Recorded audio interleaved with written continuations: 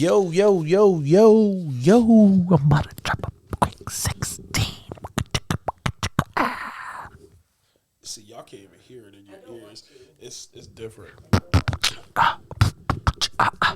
Yo, yo, welcome back to another episode of the How'd I Get Here podcast, the podcast for positivity, progression, and finding your own path. It's your co-host, Mr. Brown, broke and guapo. 10 toes down, big head up. Thanksgiving is coming up, and I'm thankful as fuck. Boy got his thighs out. It's your boy, Big ass thighs. it's your boy Spence, King Aquarius, wealth strategist, coming at you from the collective space here in Windsor. I hope y'all been clicking the link. Like we share a lot of their content. There's a lot of cool things coming on, like going on here. Don't get me started on sharing. Hey now. But definitely tap into the collective space. Is a great place for entrepreneurs, creatives. If you don't, have your own office space and you're only working at home, tap in. And how we like to start all of our episodes is the question of the day. So my question of the day is, how do you feel about false narratives? How do I feel about false narratives? So there's this saying that says there's always three sides to every story. My side, your side, and the truth. And I feel like some people are delusional in the sense that, like, they always believe their side is, like, always the 100% truth. Ooh. You know what I mean? And it's like, well, you might have missed out a detail, or you might not have perceived something that how someone else felt, or whatever the case is, which is the truth or their side. You know what I mean? So I feel like false narratives are very much a thing, and when people are not empathetic towards other people's feelings and other people's reality is when false narratives can be created. I like that. I think to piggyback on what you said, your side, my side, and then the right side or the truth, I think because perception is reality. So I think to that point, both sides can be the truth. Like your side could be 100% right. My side could be 100% be right. And the truth is objectively looking at both sides and saying, yeah, you're both right, but this is how it actually happened. It's very interesting because I'm realizing that social media, like I understand why J. Cole isn't on social media like that, because there's just a bunch of trolls. Shit. Bless you. Shit.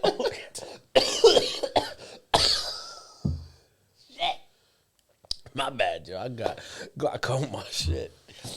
That's not. My cataracts acting up. That's crazy. Because people literally will say and do anything on social media for clout. Like, I feel like there's not enough facts when it comes to certain situations. And I think, like, based on recent events that I've been a part of, it's like... you wasn't a part of them fucking events. Based on recent events that I've been a part of, it's very important to know factual, like, black and white, what things are and what they're not. And, like, a lot of people will say something and, like, think that it's true, but it's not. I don't know what you were referencing. I thought you were talking about what we were talking about earlier in the group chat.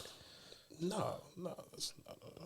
I wasn't there. I'm happy that was not you in that video.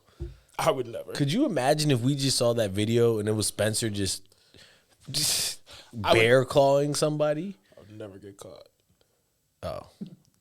Okay. But like I said, I'm not going to say that. No, I think to your point, the good and bad thing now about social media is that social media has given everybody a voice, but I don't know if what I'm about to say is necessarily true, but sometimes not everybody's voice needs to be heard, or maybe their voice is not saying the right thing. I think there's a responsibility that comes with it. So, like, case in point, Eddie Rivera, he's been on the episode, 2-3 times? He's doing dope things. Like, he was actually recognized on the news for what he's doing and how he gives haircuts to children with autism on Sundays. That's a dope narrative. Like, that's cool. Right. That's good to hear. Shared that. I got 1 like on it. But there's some negative shit going around in the media, and it's getting like, it's close to 1 million views on Twitter. But that's bro, but that's the thing. It's like, that's my biggest frustration with this podcast, right? Like, a lot of people have told us, like, I appreciate y'all because you guys are not just 2 niggas with mics. Yeah. You know what I mean? Like, at least 1 to 2 people hit us up in the DMs once a week, like, yo, it's dope that you guys are spreading positivity. You know, it's dope that you guys have created this safe platform, so on and so forth, right? But then it's also like, so why don't more people want to hear the positivity, you know, or the uncomfortable conversations that are had? Yeah, I don't know if this is associated with us, but have you ever met someone who has, perfect example, 451, right? Like, have you ever met someone who had a restaurant that they really liked, that was like their thing, that they didn't really want to share with too many people? I feel seen. Which is like, I get it, because even with like the whole Keith Lee effect, like, people, like, you find these mom and pop shops that have great food, great service, great intentions, and then you no longer can show up and get your food within 5 to 10 minutes. They're eating, but you're taking a little longer to get your food and to eat, right? So I think people are selfish in that regard. They're like, no, like, because if too many people find out about it, like, then I'm not going to have the same access I once had to it. Again, I'm not saying that's how people feel about this, but I think that's how people feel about things that they cherish, you know? To kind of like tie it back to the social media thing, right?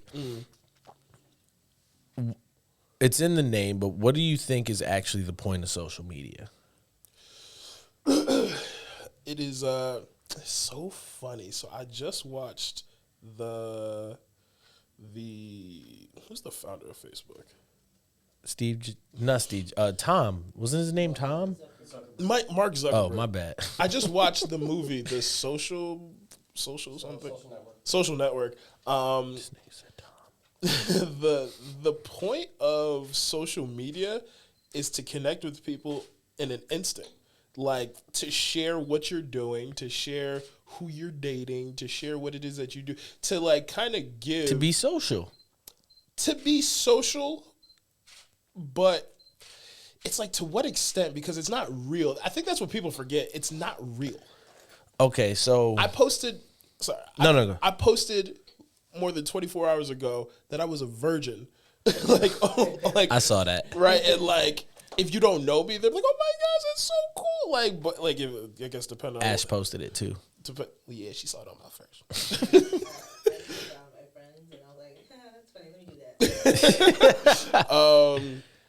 But it's like, if you don't know me, you would think that was real.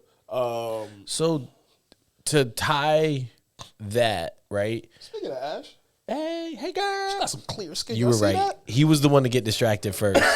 He got distracted first. I not know that me. cheek structure.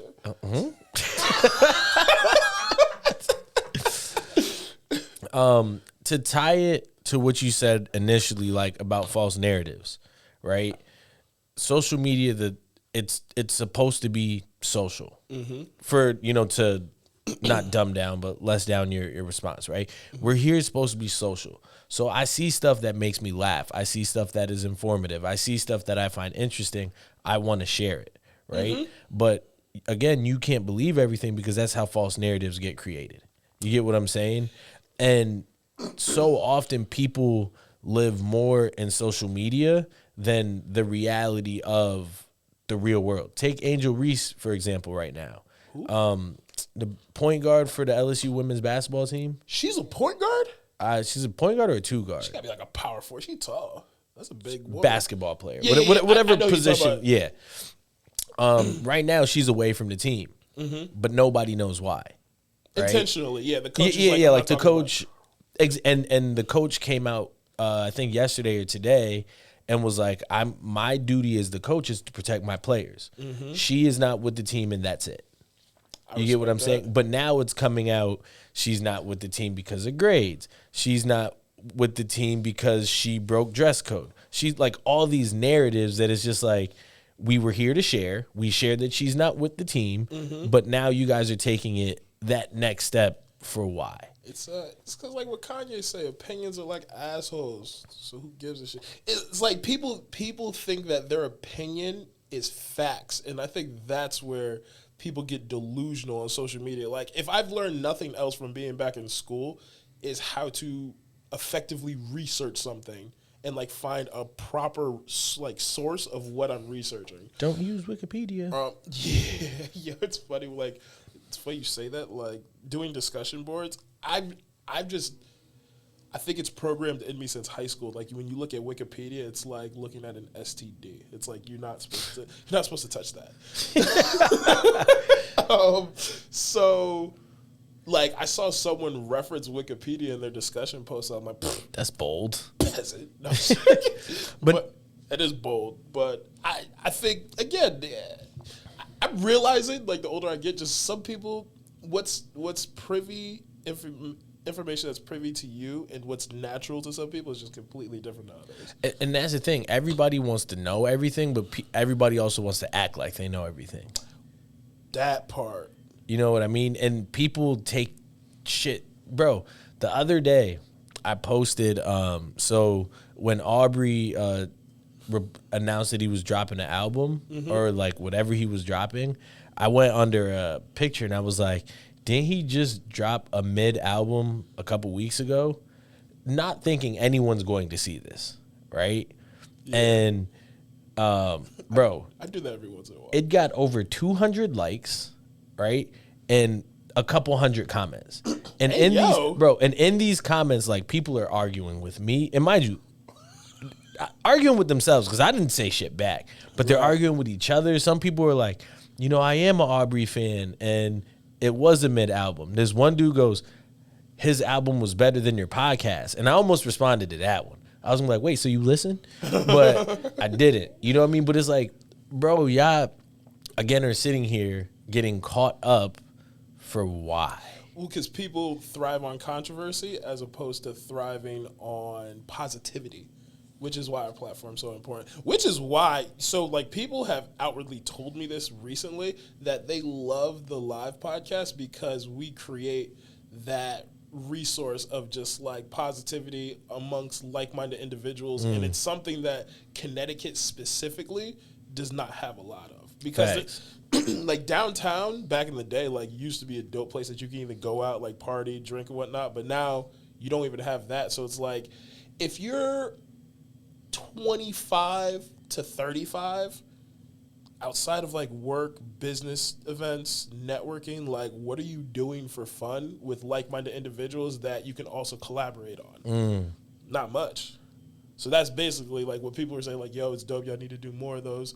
And big facts. Next one's in the works, just so y'all know. We just got to do it more often after that, but we'll cross that bridge again. So at what point, right? At what point of success does your voice become like, all right, bro, you got some merit to what you saying? You get what I'm saying? Oh, I'm so glad you said this. I don't remember who the football player was, but they asked him about politics. Like, bro, I don't know. I play football well, and that's all I'll talk about. Like, just because I'm now an influencer because of my status doesn't mean I know anything about politics. My job is football. Like, I like talk to a politician. I love that response because I feel like in that moment, people are gonna fold by giving opinion that, like, bro, you're not. It's like clickbait. You fell for the trap. Yeah, you're not fit to make that, and that's okay. Like, it's okay not to know.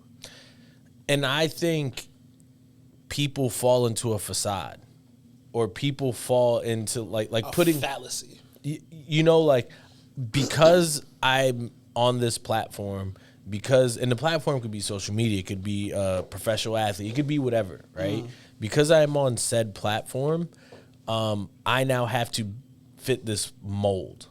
Yeah. And it's like, it's okay if you don't know that. I'd rather you tell me, yo, if I don't know, I will find out. You know what I mean? Or I simply don't know. But a lot of people are too prideful in the sense that they want to act like they know everything and have to.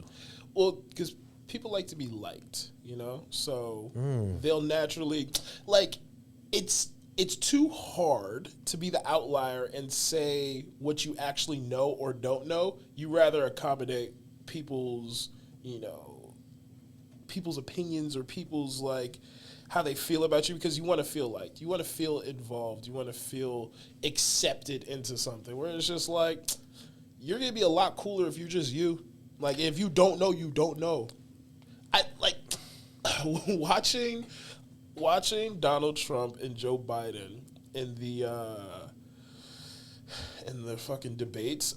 I would have respected either of them more if they were just like, because you know they're lying. Like, it's just bullshit. They're just saying whatever they can say in the moment to sound cool and make the American people feel good.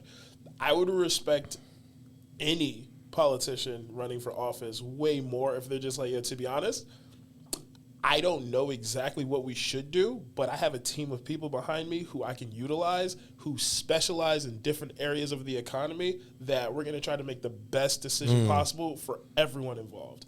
Like, who's mad at that? Like, I don't expect any one person to know everything. But you know what? That does not offer stability. That I agree with you. I think it does. Hey, I'm supposed to vote for you to run this country for the next 4 years, and you're telling me outward, which what you said is true. Yeah. Right? Like, you don't. I don't know what we should do, but what I know what we are doing is not working. Right? So if I went up there and said, listen, I don't know, well, how the fuck I'm gonna vote for you? And now people are just like, oh shit. I mean, think about it. You would not be where you're at in this podcast if you didn't have a team of us. For sure. Okay. So, like, it's the same thing. Like, again, no one person it's capable of knowing everything. There's not enough time in the day. Do you think, and maybe you could use your profession or take it whichever direction you want, right? But going into things, do you ever actually know what you're doing? Ooh, it depends. Can you give an example, like going into things? Like, what do you mean? Maybe this is a bad example or whatever, but you sit down with a new client, right? Mm-hmm. And they send you over their financials. Yeah. Obviously, you have to look up their financials and come up with a plan. Right. But no two plans are going to be the same. Right. So do you know, like, going into it, like, all right, this is what I'm going to do. This is my plan of attack. Or are you just kind of like, all right, I'm going to see this and figure it out? Oh, I love that. When I first started, I was shooting from the hip. I'm just like, yo, we go in and figure it out, right? Now, I have a very basic and standard foundation of, like, certain principles that come to enhancing someone's financial picture. So, regardless, like, I can basically, if you're making $150,000 or less, I could come up with a plan for you on the spot. I will take some time just so I can fine tune some things with my team if I need to, but it's pretty basic. Once you start getting past the 150, the 200, you're married. It's like, we got to break this shit. Now it's like, okay, because it's cool because you can meet with someone who, if you do a financial analysis of where they're at to where they're going, if they stay on the track, they're going to hit their goals 100%. So now it's like, all right, what do? I make it more efficient. So it's like someone uses the analogy, yeah, we're all driving to California, right? Would you rather drive without a map, or would you like a GPS that's constantly steering you where to go? I'd probably want a GPS. Right. So, like, yeah, I have a foundation of it, but I mean, sometimes I step out of my comfort zone and I go after what I would call a whale, like someone who net worth, how much they make is vastly out of my comfort zone. So then I have to bring on resources, or like my mentor who's been in the game for 24 years and he knows way more. I tell people this all the time, like, he knows more, he's forgotten more than I know. I like that. Forgotten more than I know. And I think what you just said kind of like hits it on the head of, like, stepping out of my comfort zone, right? Because a lot of the times you get comfortable, it's like, yo, I can make this budget in my sleep. I can direct this person, bop, bop, bop, sit down. Oh, you tell me this. Here's what you do. Right. But I think the more you step into the uncomfortable or out of your comfort zone, right, is when that unknown happens. Because you get challenged. Right. And now is those are the moments that it's like, I really don't know what I'm, not that you don't know what you're doing, because you do, but. No, I mean, it could be like, yo, listen, if you, someone, this kid made an example, and I was just like, excuse me. He met this 35-year-old who makes $9 million a year. Is it a she? She single? She looking for sugar babies? What up? Man, them. I feel like my basic level of planning compared to like what he's actually capable of, he'd probably laugh at me. Right. He'd be like, well, yeah, bro, what else? You right. Let me yeah. But again, I wouldn't be growing in my comfort zone. So me stepping out of my comfort zone, getting in front of this person, like Mike from Mother's Moss was saying, having the opportunity just to even step out of my comfort zone and then learn from this experience, like that's powerful. I just don't think, especially with social media and like people wanting to be comfortable and accommodate to other people's feelings, like I just feel like people don't do that enough. How do you?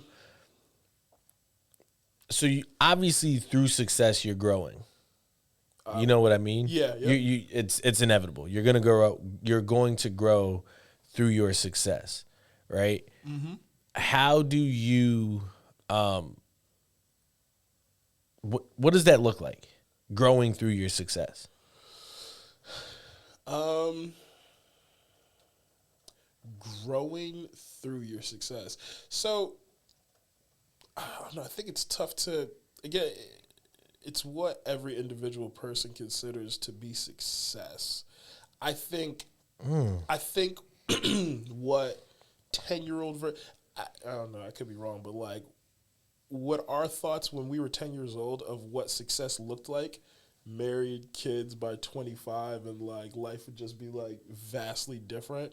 I think we were humbled and we realized, that's not what success looks like. There's actually success is just completely different and it's completely subjective. So I think growth comes from being uncomfortable in search of that success. Because I think I think I'm the type of person too, like if I got to what I thought would be success, I'd probably try to find a new pillar.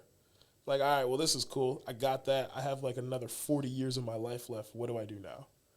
Find another level. So I have to continue growing. I think success is constantly growing until I think a successful individual is on a journey to be the best version of themselves. And when that happens, they have become successful. So success is a never ending. What's the word success? Yeah, because my thing is like this, right? Take my soccer career as an example, right? Okay. Would you consider my soccer career a success? Yes or no? That's subjective. Subjective, right? Yeah. Because I could look at you and say my goal was to get a lucrative long-term contract, which I never did. So in that definition, I failed, right? But then you look at inner city kid, got most of my college paid for, traveled the world, lived in 3 different countries, well, 4 if you count the United States, right? Yep. 4 different countries, 4 different states, been to about 15 other countries, right? You would made a little bit of money. Right. You would consider that a success. Yeah. But so okay, yep. Just because I didn't achieve my big goal, does that mean I didn't succeed? Because I might have achieved other things that I didn't even know were goals. You get what I'm saying? Or I might have got more than I even asked for. Yeah.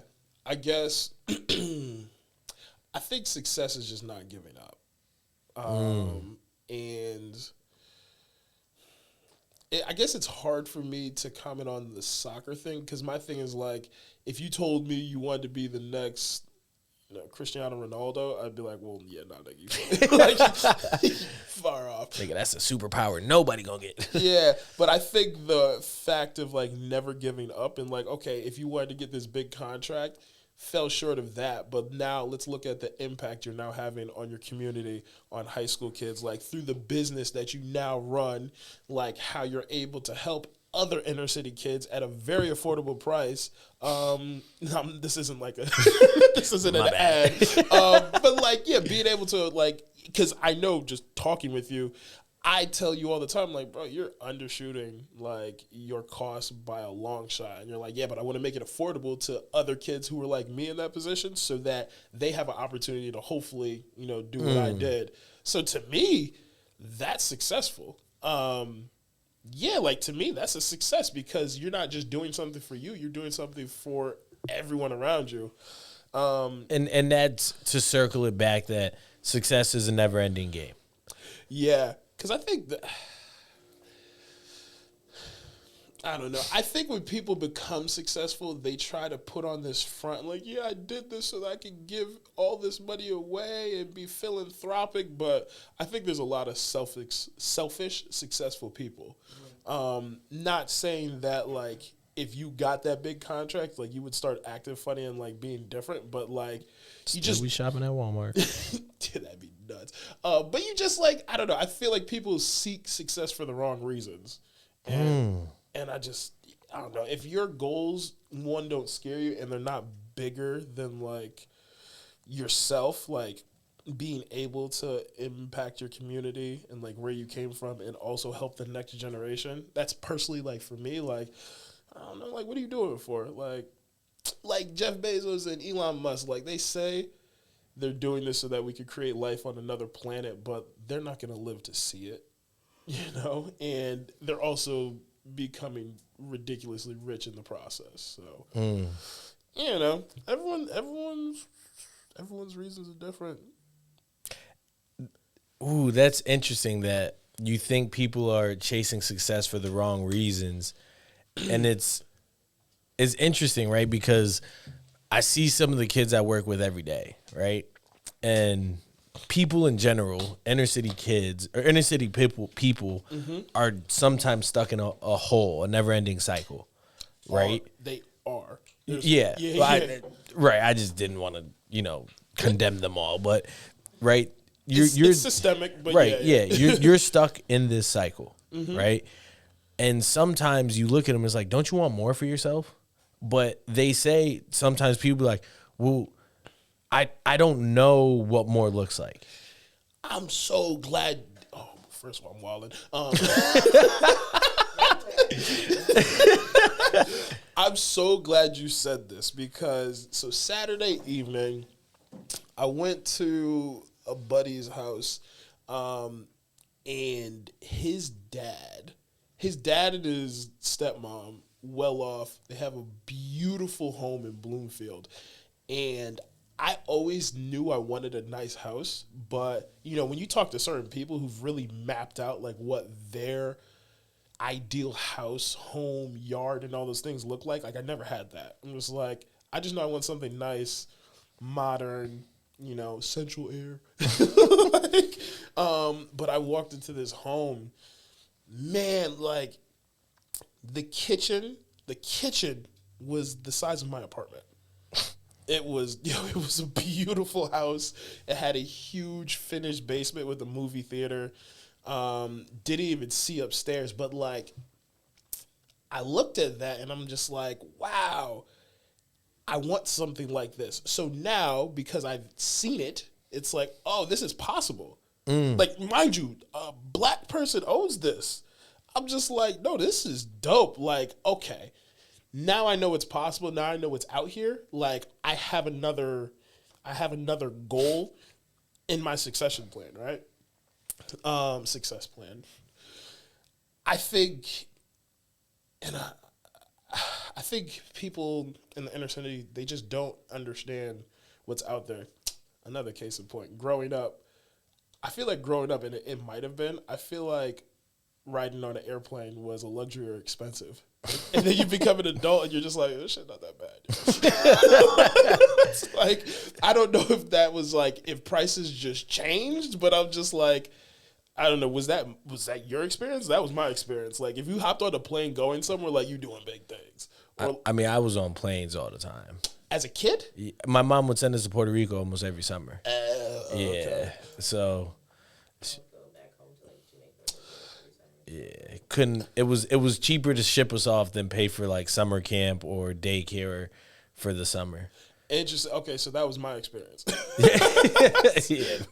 Summer camp and like sports and shit. But okay, yeah, because for me, I probably rode on a plane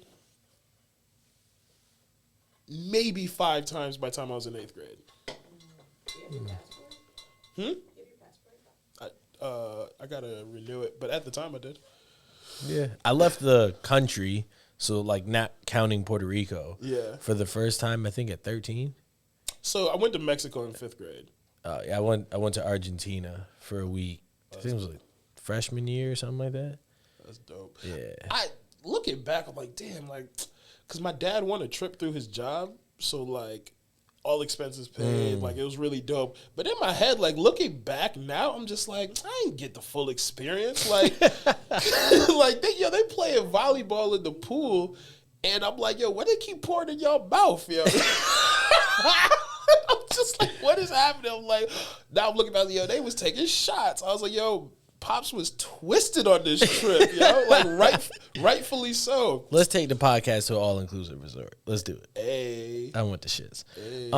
To tie it back to, like, what you were saying about, like, inner-city folk, right? It's, like you were saying, sometimes they don't know, right? Mm-hmm. But on the flip side of that, right, I was watching this J. Cole interview, and he said all geniuses are delusional. Mm-hmm. Because you need some delusion to get to that next level, right? Yeah. So basically saying like, I really think Jay-Z is gonna sign me one day.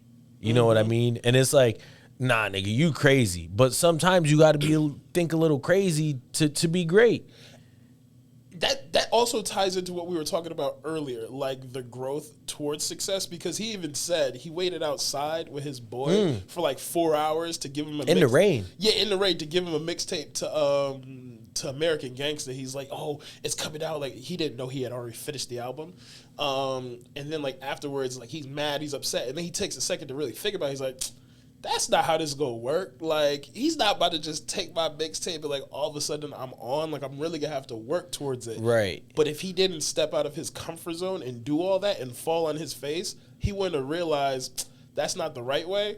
But I have a better idea of what could be. And I gotta go put in this work. Right. And part of believing in yourself is being delusional. Part of getting out of the inner city, right, is being delusional. Like, bro, I remember when I remember sitting in lunch with Kai, right? Probably like junior, senior year. And I remember telling her like, yo, one day I'm going to play for the Puerto Rico national team. And like at that time, that seemed like a far-fetched idea. She believe you? I mean, she was fucking with it. Oh, okay. She wasn't one of them like, yeah, all right, nigga. No, that was my, Yeah, no. I heard you. You know what I mean? Like, go. She's always been like a supportive friend. I've been paying attention to that lately.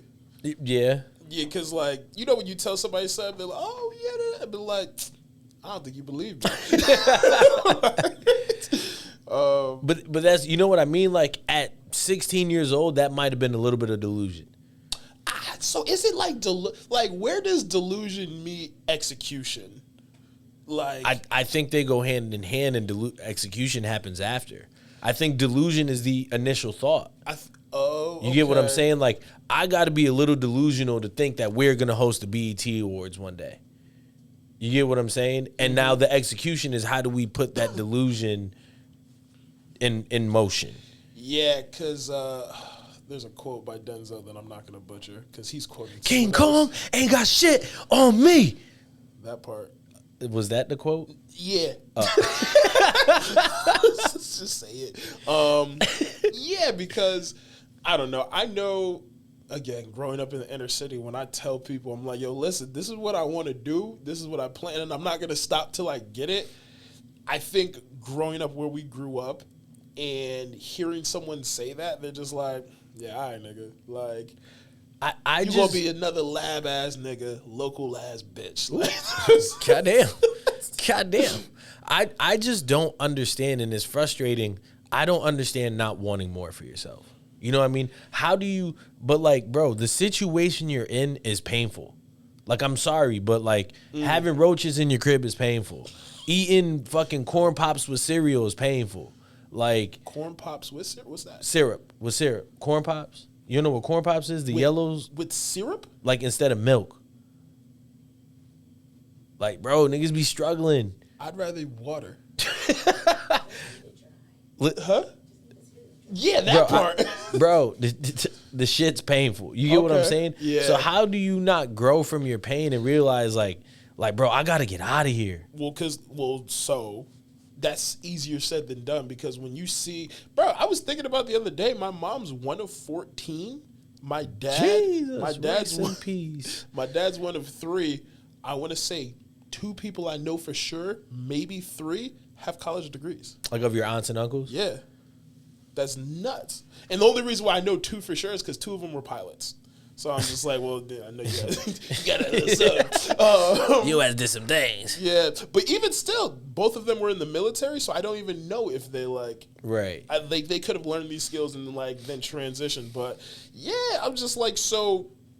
Again, I know some of them have taken college courses, but none have actually like broken the tape that I know of, other than those 2, to like actually have a bachelor's degree, right? Upper education. So for the longest time, I never saw the point. Like, what do I need to do? This person's a business owner. This person's a business owner. This person seems to be doing all right. Like, I never saw the need for having an upper education until I really like decided, you know what? I'm going to do this for me, one, because I need to accomplish some other things, but also, like, I like learning. Like, see, but that's where I'm not saying you need an upper education to be successful.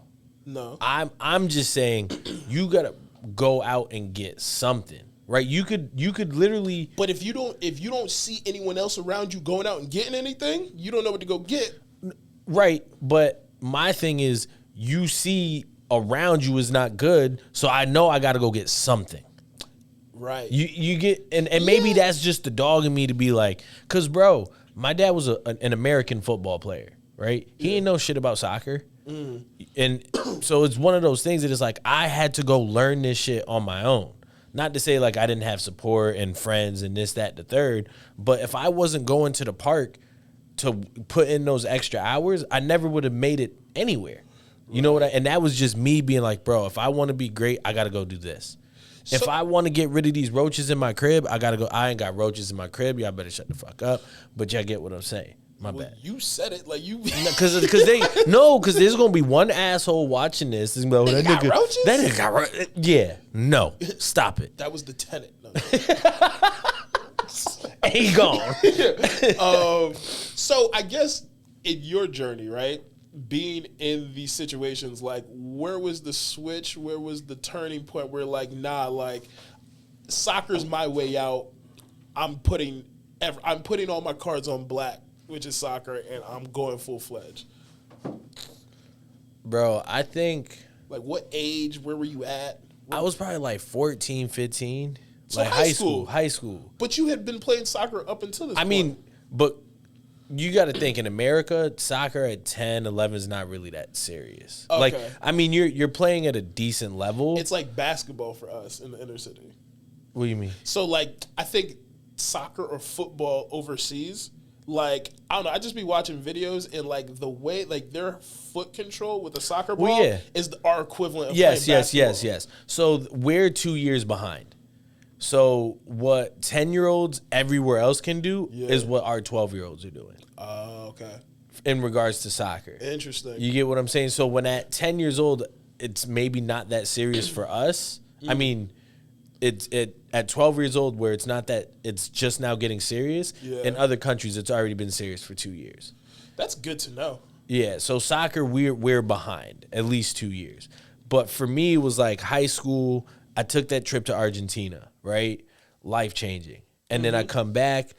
My premier team is ranked 13th in the nation. We're number 1 in the state. And I'm like, bro, this shit is for real. That shit clicking. Yeah, you know what I mean? But now, like, everybody sees how good we are. Everybody wants to come over here. So if I want this spot, I got to protect this. Right. You get what I'm saying? And it's like, bro, just being good enough is sometimes not good enough. Like, I was talking to one of my homegirls the other day, and Hold on, sorry. That was a bar.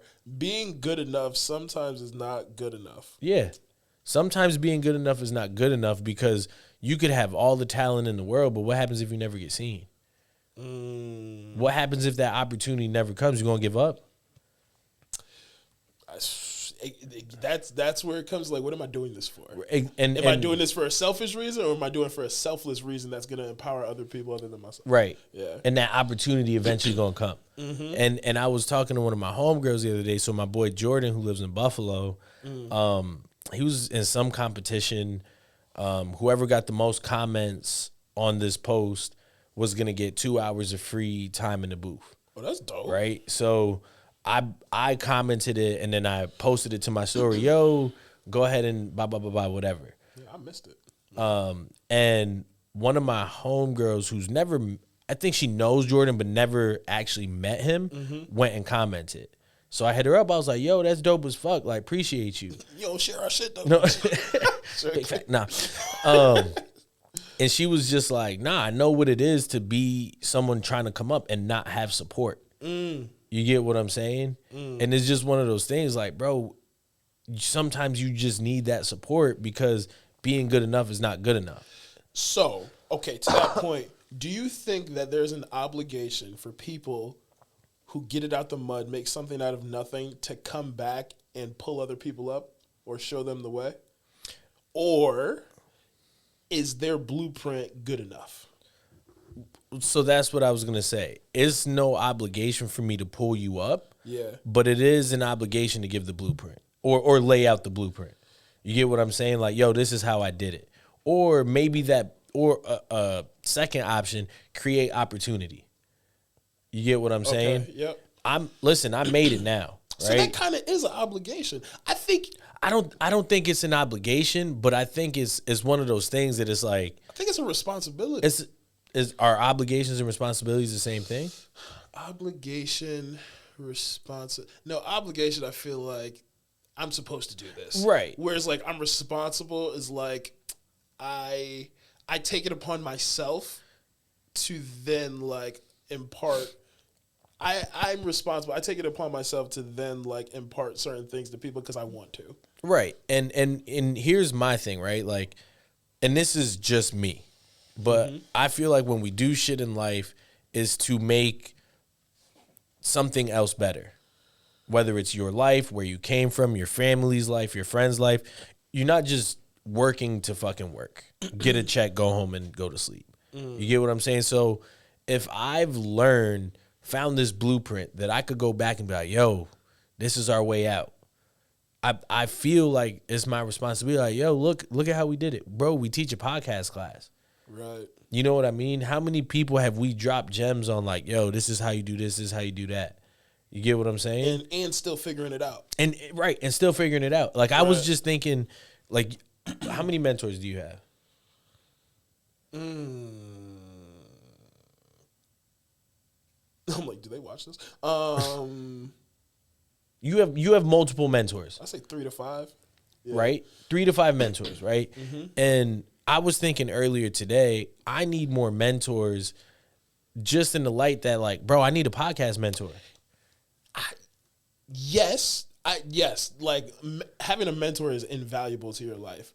I also think, to echo that, I think you need like-minded individuals that you're around. Like, man, I was at an event over the weekend, and I was just around a bunch of, like, dope people doing dope things who, like, you can tell we're on a different intellectual wavelength. And I'm just like, yeah.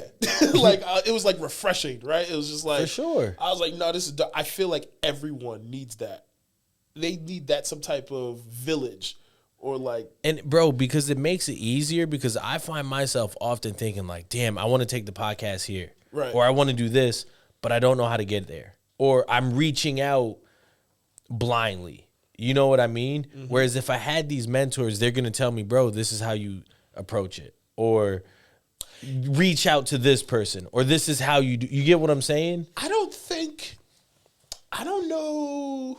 I don't think a mentor is always going to give you because you can have a mentor who's in a completely different industry who's just going to tell you like, yo, you just need to do it. Like you need to. But they're going to guide you for lack of better terms. Yeah, but it's like, do you think, okay. Damn, you hurt my stomach. So do you think, who do you think is going to be a better asset to you? Leo Messi, to be a better soccer player, Leo Messi, or a trainer who trained Leo Messi? A trainer who trained Leo Messi. Okay, why? He knows the ins and outs and how to relay this to a person. And what do you think Leo Messi knows? Just what that nigga showed him. So you, like, if you find a mentor who's Leo Messi, like, on the outside looking in, you're like, oh, yeah, no, this is dope. But he's going to be like, I don't know, bro, I just work hard. And I hired someone to, like, then help me. Like, there's a difference between a coach and a mentor. I think a mentor is going to be like, yo, listen, the game of life is this, and this is how you maneuver it in whatever industry you're in to be successful. A coach is someone that you hire, like, hey, listen, you're doing this at a high level, and I want to replicate that, you know? And it's interesting you're saying that because I was talking to one of my friends, and she was like, yeah, I actually stopped seeing my therapist, and now I'm looking for a life coach. Right. And she was like, I've kind of unpacked everything that I've needed to unpack and blah, blah, blah. Now, where do I go with it? Exactly. Yeah. And it's interesting you say it. And I'm sure she has mentors and blah, blah, blah, whatever. Mm-hmm. But it's definitely in that space of like, all right, bro, I want what you have, but I want to take what I'm doing and amplify it. Right. Intentionally and productively. Because I do feel like sometimes there's certain things that I'm doing that, yeah, it's cool and it's good, but it could be done more effectively and better. I feel like that all the time, right? You know? Yeah. Yeah. No, I was gonna say, but no, that's dope. I guess thinking back more of a like thinking smarter, not harder is definitely. It's like there's a voice in your head. Shit, crazy. I've been dropping bars from my phone today. This nigga spitting like Daffy Duck. I was hoping I'd look back and Ash would be on the screen, but maybe we should just have Ash's face there. Could you imagine, like, with the clouds? Not like dead or nothing. And then, you know, the mouth just going like this. That's crazy. I think that should be fun. That should be fire. You could be like Zordon. Just call me Morgan Freeman. You know how he talks from the clouds. Yo, Morgan Freeman never been young a day in his life. My bad. My bad. He was just like a 20-year-old old man, but this was, I don't know, you got anything? Nah, I'm hungry. I ain't gonna hold you. Big facts. This was a good episode. Niggas ain't know what they was doing, but we did it. You know what I'm saying?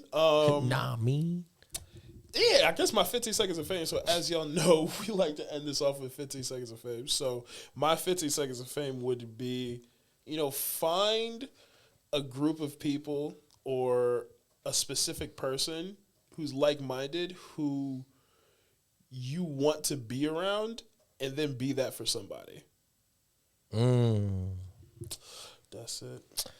My 15 seconds of fame, y'all gonna see this much after Thanksgiving, but I'm just thankful for the opportunity of growth and refinding yourself and continuing to recreate yourself in the best way possible. Because you guys should always want to be the best version of yourself. And the best version of yourself probably happens for an hour while you're listening to this podcast, because this is the best fucking podcast, CT. And if you missing out, I'm sorry, because we the best, and that's a wrap. We take it.